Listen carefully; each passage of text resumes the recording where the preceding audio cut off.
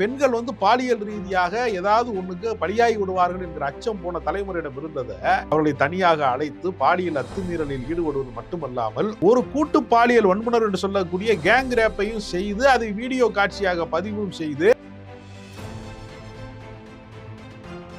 அதிமுக ஆளுங்கட்சியாக இருக்கிற போது சம்பந்தப்பட்ட இது மாதிரி பாதிக்கப்பட்ட பெண்களின் பெயர்களை வெளியிடக்கூடாது, யார் என்று அவர்கள் முகத்தை வெளியிடக்கூடாது, அவர்கள் சம்பந்தப்பட்ட தகவலை வந்து வெளியிடக்கூடாது என்கிறதெல்லாம் மீறி மரபையெல்லாம் மீறி அதற்காக சாட்டையால் அடித்துக் கொண்டார் அண்ணாமலை. திமுக ஆட்சியின் மீது பழி சாட்ட வேண்டும், இது ஒரு சரியான வாய்ப்பு, குற்றச்சாட்டு சொல்வதற்கு சரியான வாய்ப்பு என்கிற அடிப்படையில் தானே அவர் சாட்டையால் அடிச்சுக்கிட்டாரு. பொள்ளாச்சி சம்பவத்துல குற்றவாளியை பாதுகாப்பதற்கு அந்த அரசு முயற்சி செஞ்சிருக்கு. இதுல அப்படி கிடையாது. நம்ம செய்யாத குற்றமா? பில்கிஸ் பானுக்கு கூட்டு பாலியல் வன்புணர்வு குற்றத்தை செஞ்சிருக்கான், ஆசிபாவை வந்து வன்புணர்வு செஞ்சு கொலை செஞ்சிருக்கான். நம்ம கட்சிக்கு பேரே பாரதிய ஜனதா கட்சி என்பதல்ல, பாலியல் ஜல்சா கட்சி என்று சொல்லக்கூடிய அளவுக்கு எல்லா குற்றவாளிகளையும் பாதுகாப்பதற்கான ஒரு இடமாக பாஜக திகழ்கிறது. நேயர்களுக்கு வணக்கம். பொள்ளாச்சி பாலியல் வழக்கு 9 குற்றவாளிகளுக்கு சாகும் வரை ஆயுள் தண்டனை அப்படின்னு சொல்லியிருக்காங்க. எல்லாருமே வரவேற்கிறோம். அதை தாண்டியும் அந்த விஷயத்தை டீப்பாக ஃபாலோ பண்ணவங்களுக்கு அதில் வந்து 1-2 நபர்கள் மிஸ் ஆயிருக்காங்க அப்படிங்கிற விஷயம் எல்லாமே தெரியும். அதெல்லாம் வருந்தப்படக்கூடிய ஒரு விஷயம்தான். இது வந்து திமுகவுக்கு கிரெடிட்ஸா அதிமுகவுக்கு கிரெடிட்ஸா அப்படின்லாம் பார்க்கறத விட நீதி கிடைச்சிருக்கே 6 வருடம் கடந்தாலும் அப்படிங்கிறதான் எல்லாருடைய பார்வையாகவும் இருக்கு. ஆனால் இதை வந்து எதிர்க்கட்சி தலைவர் சொல்லியிருக்காரு, ஸ்டிக்கர் ஒட்டிக்காதீங்க ஸ்டாலின், இது அதிமுகவினுடைய உண்மையான விசாரணையால் இந்த குற்றவாளிகள் தண்டிக்கப்பட்டிருக்காங்க அப்படின்னு. இதை பற்றி தான் இது உண்மையா அப்படிங்கிறத நம்ம பேச போகிறோம். நிகழ்ச்சிக்குள்ளே போகலாம். நம்மோடு பேசுவதற்காக சிறப்பு விருந்தினர் மூத்த பத்திரிகையாளர் ராஜகம்பீரன் இணைந்திருக்கிறார். பேசலாம். வணக்கம் சார், எப்படி இருக்கீங்க? முன்னாடியே சொல்லிட்டேன் நான். எதிர்க்கட்சி தலைவர் எடப்பாடி பழனிசாமி அவர்கள் ஸ்டிக்கர் ஒட்டிக்கிறீங்க வழக்கம் போல அப்படின்னு முதலமைச்சர் மு.க. ஸ்டாலின் அவர்களை பார்த்து சொல்லியிருக்காரு. அதிமுகவினர் தான் வந்து அவங்க ஆட்சி காலத்திலேயே அவங்களே சிபிஐயிடம் அந்த வழக்கை ஒப்படைச்சு இன்னைக்கு உண்மையான குற்றவாளிகள் தண்டிக்கப்பட்டிருக்காங்களா? மாநில காவல்துறையினுடைய விசாரணை வளையத்தை விட்டு சிபிஐ விசாரணைக்கு போகிறது, மத்திய அரசாங்கத்தினுடைய விசாரணை அமைப்புக்குள் போகிறது என்ற போதே மாநில அரசினுடைய விசாரணை அமைப்பு தோற்று விட்டதாகத்தான் அர்த்தம். இது எப்படி அவர் வெக்கம் இல்லாம சொல்றாருன்னு எனக்கு தெரியல. எடப்பாடி பழனிசாமி அவர் ஆளுங்கட்சியாக இருக்கிற போதுதான் இந்த சம்பவம் நடக்கிறது. அவருடைய கட்சிக்காரன் அதிலே தொடர்புல இருந்திருக்கிறான் என்பதனால காவல்துறை வந்து ஒருதலை பட்சமாக நடந்து கொண்டிருக்கிறது. விசாரணைக்கு போனவர்கள், புகார் அளிக்க போனவர்கள் எல்லாம் மிரட்டப்பட்டிருக்கிறார்கள் என்கிற அளவுக்கு மோசமாக இருந்திருக்கிறது. அது ஊடகங்களிலே வெளிவந்ததற்கு பின்பு இதில் ஊடக ரீதியாக செயல்பட்டவர்களை கூட காவல்துறை மிரட்டி இருக்கிறது என்று பகிரங்கமாக அவங்களே சொல்றாங்க. இவ்வளவு நெருக்கடிக்கு பின்பு அவர்கள் எப்படி வந்து நியாயமான விசாரணை நடத்துவதற்கு நான் தான் உத்தரவிட்டேன்னு அவர் எப்படி சொல்ல முடியும்? அதாவது சராசரியாக வந்து பெண்கள் தான் இந்த தலைமுறையில தான் பெண்கள் வந்து படிக்க வர்றாங்க, வேலைக்கு போறாங்க. இன்னைக்கு தோழி மகளிர் விடுதி மாதிரி லேடிஸ் ஹாஸ்டல்ஸ்லாம் இப்போ உருவாகுது. பின்தங்கிய கிராமங்களிலே இருக்கக்கூடிய பெண்கள் இப்பொழுதுதான் வந்து ஒரு முதல் பட்டதாரி என்கிற இடத்தை நோக்கி நகர்ந்து கொண்டிருக்கிறார்கள். மாநகரங்களில் இருக்கிறவர்கள் அல்லது ஏற்கனவே கொஞ்சம் வசதி வாய்ப்பு இருக்கக்கூடிய சமூகங்களிலே இருக்கக்கூடியவர்கள் வந்து உயர்கல்விக்கெல்லாம் போயிட்டாங்க என்று சொன்னாலும் இந்த ஒரு நூற்றாண்டுக்குள்ளே தான் இந்த மாற்றம் நிகழ்கிறது. கடந்த 50 ஆண்டுகளுக்குள்ளே தான் வந்து பெண்களுடைய வளர்ச்சி என்பது, பெண் கல்வி என்பது சாத்தியப்பட்டிருக்கிறது. தலைவாரி பூச்சூட்டி உன்னை பாடசாலைக்கு போ என்று சொன்னால் உன் அன்னை என்று பாரதிதாசன் எதற்கு பாட்டு எழுதினார் என்றால் பெண் கல்வியை வந்து மறுத்திருக்கிறார்கள். படி தாண்டாதவன் தான் பத்தினி என்றெல்லாம் சொல்வதன் வழியாக மிரட்டப்பட்டிருக்கிறார்கள். அப்ப படி தாண்டலைன்னா அவ எப்படி பக்கத்து கடைக்கு போவா, எப்படி பக்கத்து வீட்டுக்கு போவா, சொந்தக்காரன் வீட்டுக்கு எப்படி போவா, அன்னை வீட்டுக்கு எப்படி போவா, பள்ளிக்கூடத்துக்கு எப்படி போவா, கல்லூரிக்கு எப்படி போவா, வேலைக்கு எப்படி போவா? இப்ப நீங்க ஆண்களினுடைய உடையில வந்து பாக்கெட் இருக்கிறது, பணம் வைத்துக் கொள்வதற்கான பை இருக்கிறது. பெண்கள் உடையில அப்படி ஏதாவது இருந்திருக்கிறதா? பட்டுச்சேலையில இருக்கிறதா? இல்ல சாதாரண உடைகளில இருக்கிறதா? ஏன்னா பெண்ணிடத்திலே பணம் வைத்துக் கொள்வதற்கான அதிகாரமே கிடையாது, சொத்து கிடையாது, கல்வி கிடையாது. வயசுக்கு வந்ததோட பள்ளிக்கூடத்தை விட்டு நிறுத்தக்கூடிய வாழ்க்கை முறை தான் ரொம்ப காலமாக இருந்தது. அப்ப பெண்கள் வந்து பாலியல் ரீதியாக ஏதாவது ஒண்ணுக்கு பலியாகி விடுவார்கள் என்கிற அச்சம் போன தலைமுறையிடம் இருந்ததை இந்த தலைமுறையில அவர்களோடு நட்பாக பேசி, அவர்கள்ட்ட வந்து பிறந்த நாள் இருக்கு, பார்ட்டி இருக்குவான்லாம் சொல்லி அவர்களை தனியாக அழைத்து பாலியல் அத்துமீறலில் ஈடுபடுவது மட்டுமல்லாமல் ஒரு கூட்டு பாலியல் வன்புணர்வு என்று சொல்லக்கூடிய கேங் ரேப்பையும் செய்து அதை வீடியோ காட்சியாக பதிவும் செய்து நான் கூப்பிடுறப்பெல்லாம் நீ வரணும் என்று பாலியல் வல்லுறவுக்கு அவர்கள் வற்புறுத்தப்பட்டிருக்கிறார்கள், கட்டாயப்படுத்தப்பட்டிருக்கிறார்கள். இதற்கு பின்னால் ஒரு அதிகார மையம் இருக்கிறது, ஆளுங்கட்சி இருக்கிறது என்று சொல்லுகிற போது இந்த தவறை, இந்த மாதிரியாக இழைக்கப்பட்ட அநீதியை வெளியே சொல்லுகிற போது யாரு அந்த பாதிக்கப்பட்டார்களோ அவர்களே குற்றவாளிகளாக பேசக்கூடிய ஒரு சமூக அமைப்புல நம்ம இருக்கோம். நீ ஒழுங்கா இருந்திருக்கணும் என்றெல்லாம் பெண்களுக்கு தான் புத்தி சொல்லுவாங்க.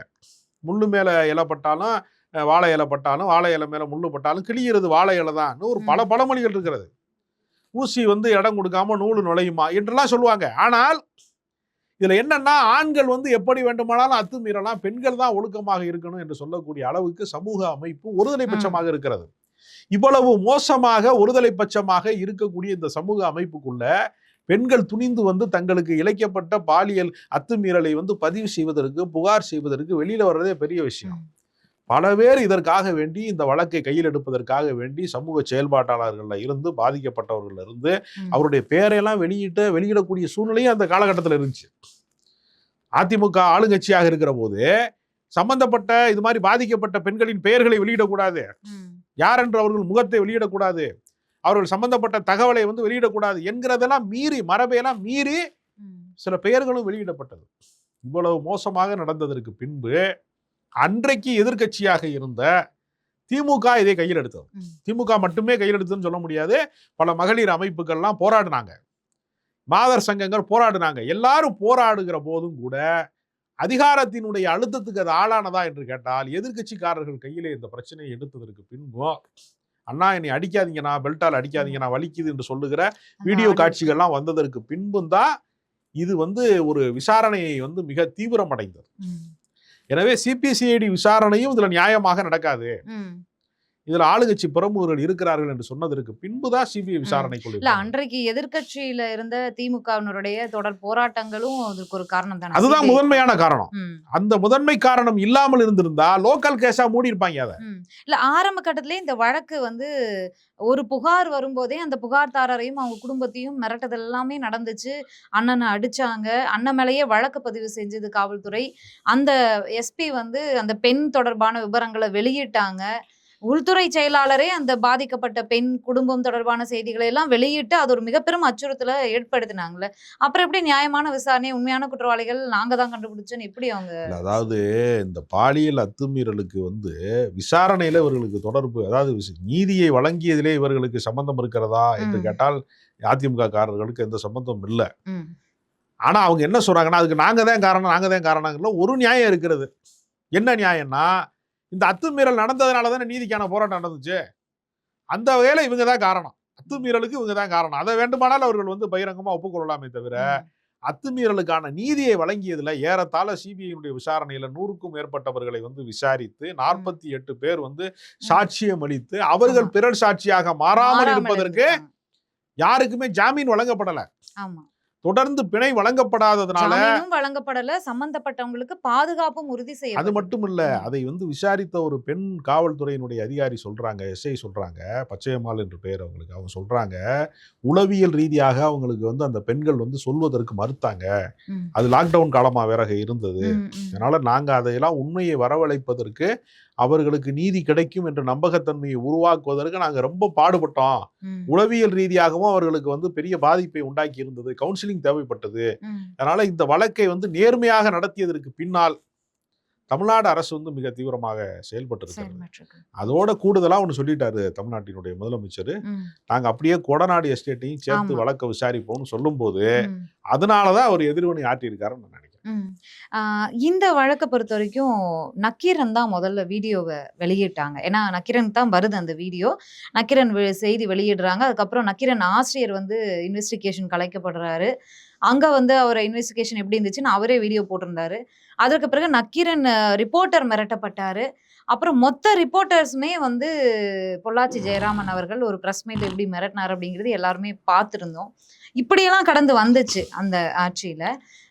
இந்த நக்கீரன் செய்தியாளர் தாமோதரன் பிரகாஷ் அவர் சொல்லியிருக்காரு இந்த தீர்ப்புக்கு அப்புறம், அந்த இந்த சம்பந்தத்துக்கு காரணமே பொள்ளாச்சி முதன்மை காரணமாக பொள்ளாச்சி ஜெயராமன் அவருடைய மகனும் மெயின் குற்றவாளி அவர் பெரிதும் சம்மந்தப்பட்டிருக்காரு, அவரை வந்து தப்பிக்க வச்சுட்டாங்க காவல்துறையினர். இப்ப சிபிஐக்கு போயுமே வந்து சரியான ஆதாரங்கள் இல்லாதனால அவர் வந்து தப்பிச்சிட்டாரு இந்த வழக்குல. இதுல வந்து பாஜகவுக்கும் ஒரு சம்மந்தம் இருக்கு அப்படிங்கிற மாதிரி பேசியிருக்காரு. இல்ல, ஒன்றிய அரசாங்கத்தின் கீழ் இயங்கக்கூடிய ஒரு விசாரணை அமைப்பாக சிபிஐ இருக்கிற போது சிபிஐக்குள்ள ஏதாவது ஊடுருவலை செய்து சாட்சியத்தை கலைத்தார்களா? ஏன்னா எலக்ட்ரானிக் எவிடன்ஸ் தான் இதுல முக்கியமானது. ஆமா. இப்ப இந்த சம்பந்தப்பட்ட குற்றவாளிகள்லயே நீங்க பாத்தீங்கன்னா, அந்த சபரிராஜன், ஆமா. திருநாவுக்கரசு திருநாவுக்கரசு. எல்லாருமே நீங்க பாத்தீங்கன்னா, முதல் கட்டமாக அவர்கள் எல்லாருமே அவங்களுடைய லேப்டாப்ல இருந்து கைப்பற்றப்பட்டது, அவங்களுடைய அலைபேசியில இருந்து கைப்பற்றப்பட்டதுல இருந்து எல்லாத்தையும் டெலீட் பண்ணியிருக்காங்க. ஆமா. ரெக்கவர் அதை பண்ணி தான் மீறி எடுத்திருக்காங்க. ரெக்கவர் பண்ணி தான் இந்த எலக்ட்ரானிக் எவிடன்ஸ் தான் இதுல மிக முக்கியமான சாட்சியமாக மாறி இருக்கிறது. அது நீதிபதியாக இருக்கக்கூடிய நந்தினி தேவி வந்து அதுல வந்து எந்த வகையிலையுமே சமரசத்திற்கு ஆட்படாமல் நீதியின் பக்கம் நின்று, ஏன்னா இன்னைக்கு நீதிபதிகள்லாம் எவ்வளவு மோசமாக இருக்கிறார்கள் என்று சொல்லக்கூடிய அளவுக்கு ஆளுநர் பதவிக்கு அப்ளிகேஷன் போடுறதுக்காக தீர்ப்பு சொல்லக்கூடியவர்களாக அப்படி நீதிபதிகள் இருக்கிறாங்க. ஒருத்தர் வீட்டுல கட்டுக்கட்டா பணத்தை எடுத்துட்டு வந்துட்டாங்க. ஆமா. தீப்பிடித்ததற்காக உள்ளே போய் மீட்பதற்காக போன இடத்துல இவ்வளவு பணம் கட்டுக்கட்டா இருக்கு, இவரைத்தான் நம்ம இவ்வளவு நாளா மயிலாடுன்னு சொன்னோமாங்கிற அளவுக்கு நீதி அரசர்களும் நெறி பிறந்தவர்களாக இருக்கிறார்கள், அரசியல் சாசனத்தின் பக்கம் இல்லாமல். அதன் பிறகு ஆளுநருக்கு ஒரு பிரச்சனைன்னு உச்சநீதிமன்றம் ஒரு கடுமையான தீர்ப்பு அளிக்கும் போது துணை குடியரசுத் தலைவர் அந்த நீதிபதியை மிரட்டும் விதமாவே அவர் பேசியிருந்தாரு.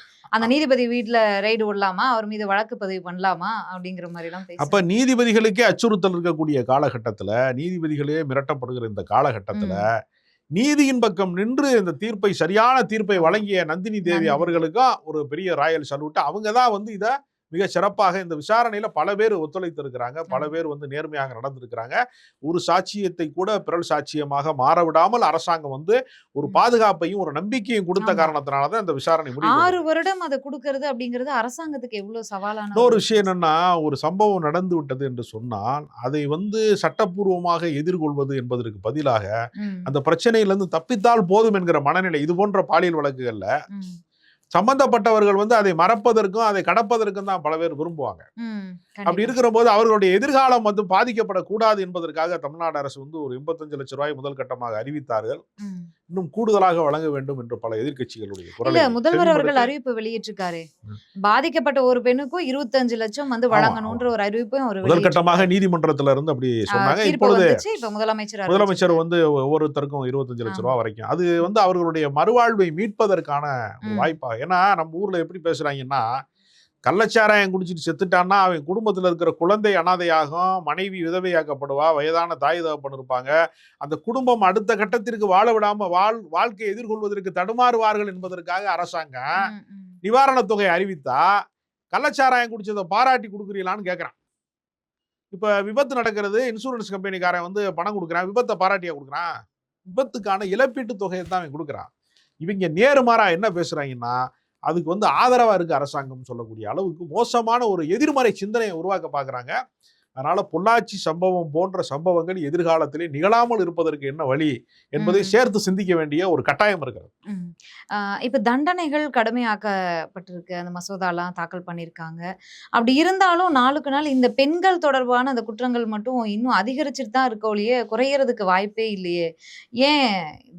இல்ல, அதாவது முன்பு பெண்களுக்கு இழைக்கப்பட்ட அநீதிகள் வந்து வெளிச்சத்துக்கு வருவதில்லை, இது மாதிரியான ஊடகங்களிலே வந்து ஒளிபரப்பாவதில்லை, பொது வெளிகளிலே பேசப்படுவது இல்லை. இப்பொழுது மீட்டு போன்ற இயக்கங்கள் வந்ததற்கு பின்பு யாராவது பாலியல் ரீதியாக தன்னை யாராவது அழைத்தால் இந்த மாதிரி சிக்கலுக்கு ஆளாய் விடுவோமோ என்று பிரபலங்களே இன்னைக்கு அஞ்சக்கூடிய ஒரு நிலைமை வந்து, செலிபிரிட்டின்னு சொல்லக்கூடியவங்க எல்லாம் எவ்வளவு வேண்டுமானாலும் அத்துமீறலாம் என்றெல்லாம் அவர்கள் தன்னை ஜமீன்தார்கள் போல நினைத்து வாழ்ந்து கொண்டிருந்தவர்கள் பல பேர் இன்னைக்கு அச்சப்படுறாங்க. எப்பொழுது வேண்டுமானாலும் நம்ம சிக்கிடுவோம், ஒரே ஒரு நாள் ஒரு வீடியோவில் நம்மளுடைய ஒட்டுமொத்த வாழ்க்கை 30 ஆண்டு காலம் நாம் வளர்த்த பொது வாழ்க்கையின் புகழ் 30 வினாடிகளில் அழிக்கப்பட்டு விடுமோ என்கிற அச்சம்லாம் ஏற்பட்டிருக்கு. அதனால இன்றைய காலகட்டத்தில் வழக்கு பதிவு வந்திருக்கிறது, சட்ட நடவடிக்கைகள் வந்திருக்கிறது. அதனால விழிப்புணர்வு ஏற்பட்டு கொண்டுதான் இருக்கிறதே தவிர பழைய அத்துமீறல்களோடு ஒப்பிடுகிற போது அது குறைந்து கொண்டிருக்கிறது. அதே சமயத்தில் செய்திகளாக ஊடகங்களிலே வருவது என்பது அதிகரித்திருக்கிறது. இந்த அதிகரித்திருப்பது என்பதே ஒரு வகையான வளர்ச்சி தான் நான் பார்க்கிறேன், ஒரு வகையில தீர்வை நோக்கி நகர்வதாகத்தான் நான் பார்க்கிறேன். ஓகே, இந்த வழக்குல ஆரம்பத்துல இருந்து பேசப்பட்ட இந்த விஷயம், இந்த குற்றம் தொடர்பா பேசப்பட்ட பார் நாகராஜனும் சரி, 2021 பிப்ரவரி மாதம் நினைக்கிறேன், அருளானந்தம் முக்கிய குற்றவாளியான அதிமுகவில் மாணவர் அணி பொறுப்பாளராக இருந்தார் நினைக்கிறேன், செயலாளரும் பொறுப்பாளரும். அவர் கொடுத்த ஒரு ஒப்புதல் வாக்குமூலத்தில் இந்த பெண்களை எல்லாம், இந்த பாதிக்கப்பட்ட வீடியோ எல்லாம் எடுத்து வச்சு இந்த பெண்களை எல்லாம் மிரட்டி கிருஷ்ணகுமார் அப்படிங்கிற அதிமுக நபர் தான் அவரும், அவரிடம் நாங்க அனுப்பியிருக்கோம் அப்படிங்கிற மாதிரி ஒப்புதல் வாக்குமூலமும் கொடுத்திருக்காரு. ஆனா அந்த கிருஷ்ணகுமாரும் இந்த 9 பேர்ல இல்லையே அப்படிங்கிற விஷயம் வருதுல. 2 பேருமே அது மிஸ் ஆயிருக்காங்க. பட்டப்பகல்ல கொலை நடந்து ஒரு பஸ் ஸ்டாண்டு, ஒரு பொது ரோட்ல கொலை ம். நடந்து கூட ம்.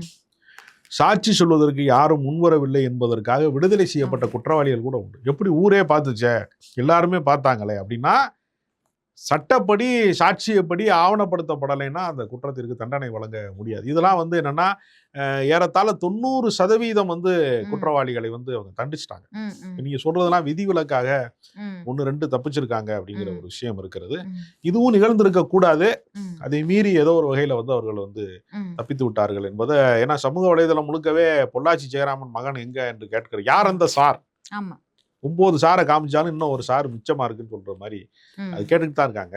ஓகே. அதனால தவறு செய்தவர்கள் யாருமே தப்பிவிடக் கூடாது ம். என்கிற ஒரு விழிப்புணர்வு வந்திருக்கிறது. ம். அது அண்ணா எதிர்காலத்தில் இது போன்ற தவறுகள் நிகழாத வண்ணம் அரசு ஓகே. விழிப்போடு இருக்கணும். அண்ணா யூனிவர்சிட்டி சம்பவத்துக்காக பொங்கிய பாஜகவினர் போராட்டம் பண்ணாங்க, சாட்டையால் அடிச்சுக்கிட்டாங்க, நீதி கிடைக்கிற வரைக்கும் செருப்பு போட மாட்டேன்னு அன்றைய பாஜக மாநில தலைவர் சொன்னாரு.